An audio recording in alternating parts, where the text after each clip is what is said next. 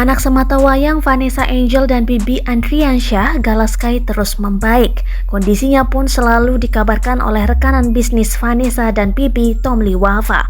Melalui akun Instagramnya @tomliwafa, ia terus mengupdate perkembangan kesehatan Gala. Terbaru Sabtu 6 November 2021, Tom Liwafa mengungkapkan kondisi Gala saat ini mulai membaik. Memar yang terdapat di kepala Gala akibat kecelakaan tragis di Tol Jombang Kamis 4 November 2021 mulai membaik 50%. Namun, tulis Tom dalam postingan Instastory-nya setelah dalam pengecekan dokter, ternyata pada bagian samping mata Gala memiliki sedikit sobekan. Kondisi ini bisa membuat Gala merasakan kesakitan karena jika terkena air mata akan mengakibatkan rasa perih. Hingga atas persetujuan keluarga, Gala ditindaklanjuti oleh dokter berupa penjahitan dengan 2 hingga 3 jahitan pada pukul 18.00 waktu Indonesia Barat Sabtu 6 November 2021.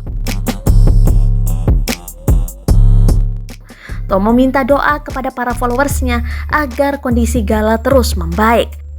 Tak hanya itu, ia juga mengungkapkan jika Gala belum bisa kembali ke Jakarta karena kondisinya yang masih dalam perawatan. Paling cepat Senin, paling lambat Rabu, tutup tulisan Tom Liwafa.